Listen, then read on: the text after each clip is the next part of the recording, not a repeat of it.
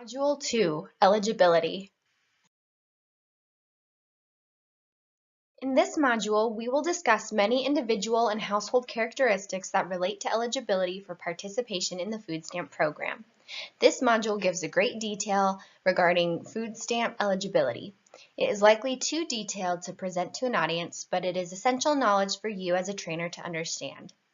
Some general takeaways about eligibility are that it is important for applicants to gather documentation of their identity, income, and assets to apply for food stamps, that many different types of people are eligible for food stamps, and that the Department of Health and Welfare will determine eligibility based on each individual's situation.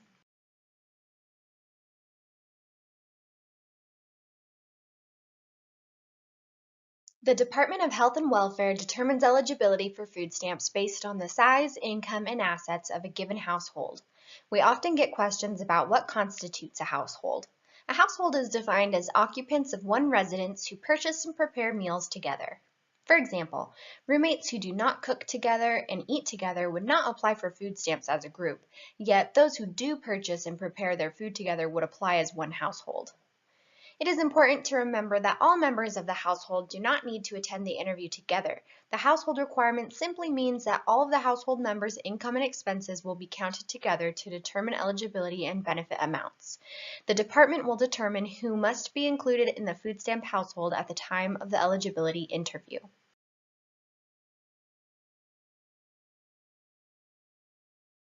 The Self-Reliance Specialist, or SRS, determines eligibility based on important documents. These documents include proof of Idaho residence, proof of expenses, and other items listed here.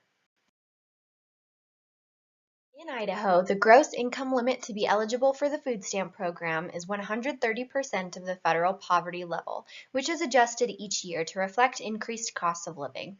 The gross monthly income limits by household size as of October 1st, 2018 are reflected in this chart. There are a variety of expenses that may be deducted from gross income, including dependent care expenses, child support payments, and a portion of shelter and utility costs.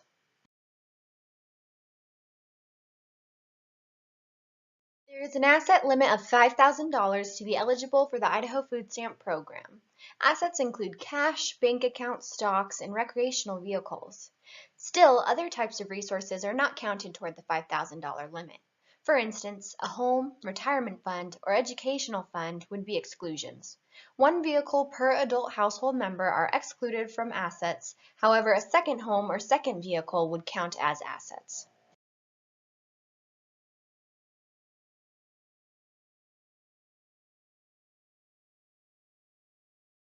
The Idaho Food Stamp Program includes a work requirement.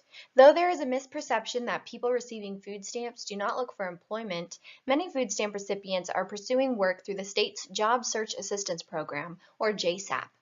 Participation in JSAP provides access to both job readiness services and supportive assistance, a few of which are listed here. Several factors are taken into consideration to determine if an individual must partake in job search, such as age, ability, employment status, and the age of any children in the participant's household. For participants who are not exempt, failure to participate in JSAP may result in disqualification from the food stamp program. Still, the rest of the household may continue to be eligible for food stamps with the exception of the disqualified individual.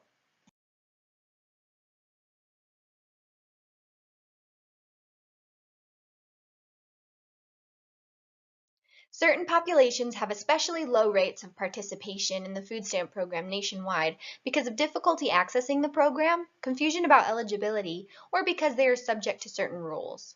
The following slides will focus on eligibility for these populations, which include seniors, those with disabilities, documented non-citizens, American Indian tribes, homeless individuals and families, and students.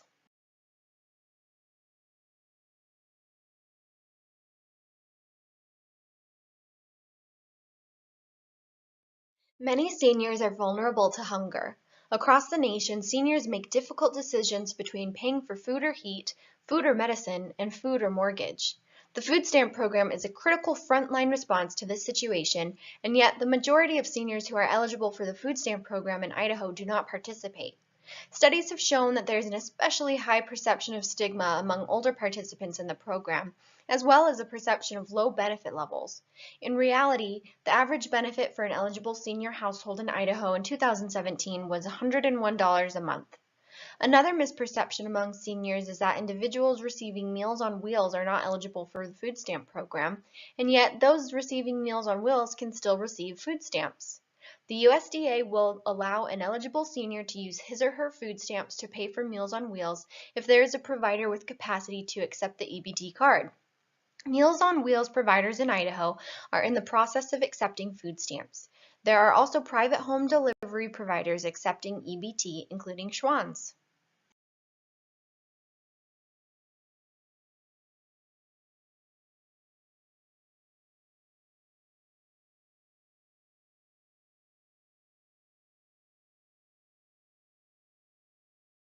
Elderly and disabled households often have higher costs of living and face greater barriers to accessing assistance programs. Accordingly, certain policies make it easier for the elderly and disabled to qualify for and access the food stamp program. Like all other applicants, seniors and the disabled who cannot travel to the Health and Welfare Office can have their eligibility interview over the phone. Also, an authorized representative can be designated who can apply for and use food stamp benefits on the applicant's behalf. It is important to note, though, that someone can also use food stamps on another's behalf without being officially designated as an authorized representative. These options are available to anyone, but we highlight them here to emphasize how they can especially benefit seniors and the disabled. Given typically high medical costs, households in which one member is over 60 or disabled can receive a standard medical expense deduction. The SRS will verify that expenses exceed $35 a month, and a standard deduction will be applied towards calculating the food stamp benefit amount. Allowable expenses include, among other things, prescription drugs, Medicare premiums, hearing aids, dentures, and eyeglasses. Applicants are advised to bring verification of their out-of-pocket expenses, such as prescription receipts, doctor bills, or pharmacy printouts to their interview. Households in which all members are over 60 or disabled are also certified for food stamps for a longer period of time. These households are entitled to a 24-month certification period with a 12-month contract to have their eligibility reviewed and re-verified.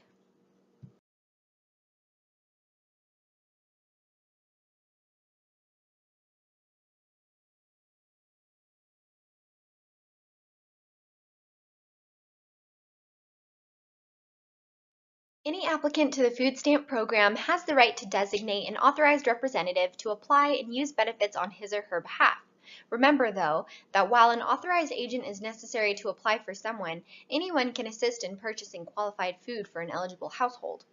All applicants to the food stamp program have the right to be treated with dignity, consideration, and respect, and to be treated without discrimination due to race, sex, color, national origin, disability, religious creed, or political belief. If an applicant disagrees with a decision about his or her application, he or she has a right to appeal and have a fair hearing about the issue within 90 days of receiving notice of the decision. If an applicant would like to appoint an authorized representative, he or she is responsible for doing so in writing. It is also each applicant's responsibility to respond to calls from Health and Welfare. This will ensure that applicants are processed quickly.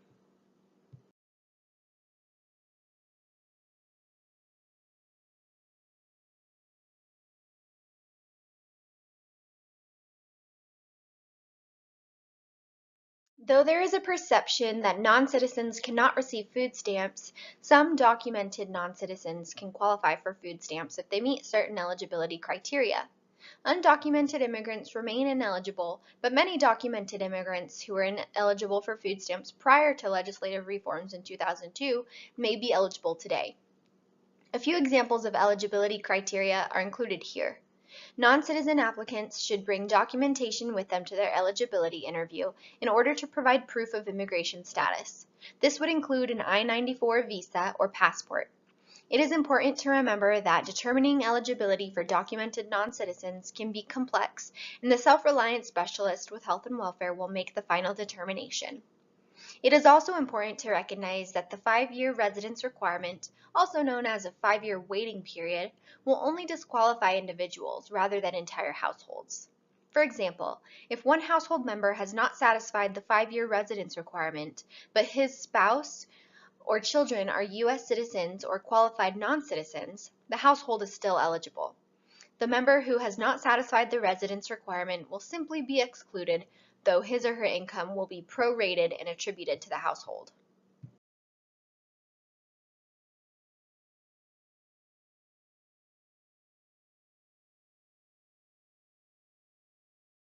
Applicants with limited English proficiency are entitled to translation assistance. Language discrimination counts as discrimination based on national origin, which is prohibited by federal law. Applicants have the right to receive assistance in their primary language, either in person or through a phone service. Additionally, applicants can access a food stamp application in Spanish. The Spanish version of the application is available online, or it can be requested by calling the Health and Welfare Office. Individuals whose primary language is neither English nor Spanish can request translation assistance with the application.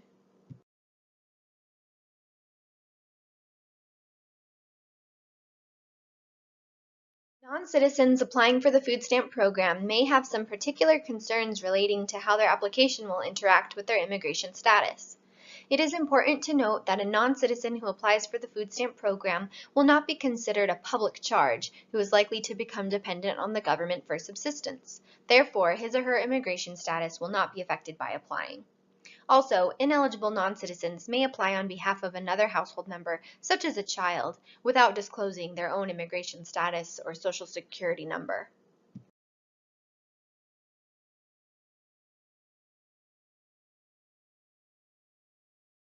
Low-income American Indians and non-Indians living on Indian reservations can participate in either the food stamp program or the food distribution program on Indian reservations, commonly referred to as FDPIR. FDPIR is a monthly food distribution program administered by the USDA through which participants choose from approximately 70 foods available for their food packages. Many American Indian households participate in FDPIR instead of the food stamp program because of limited access to authorized grocery stores. Although the food stamp program provides more choice, FDPIR may be more convenient for some families.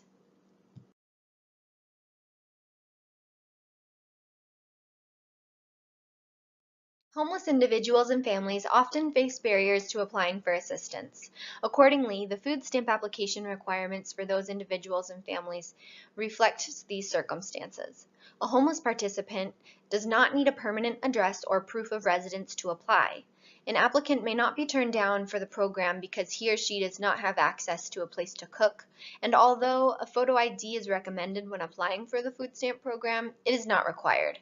Applicants can use another form of identification, such as a pay stub or a birth certificate, or they can have a shelter worker or other reliable contact confirm their identity.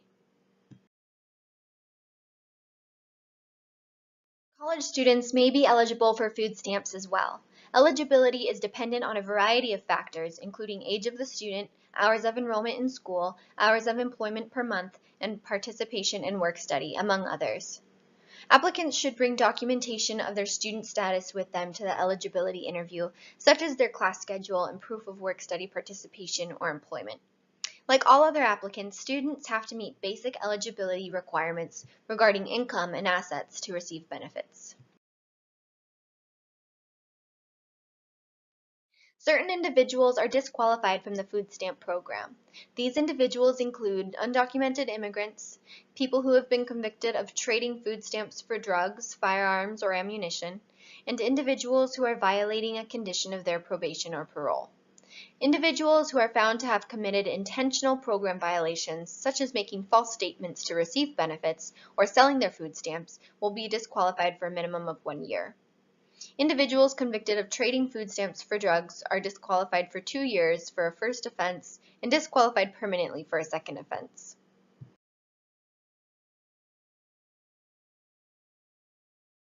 Eligible applicants who submit all of the necessary information to Health and Welfare should receive their benefits within 30 days. In Idaho, most households receive their benefits much more quickly. In fact, our state has been recognized by the USDA for its timeliness in processing benefit applications. Additionally, certain households may qualify for expedited receipt of benefits based on their income, resources, and housing costs.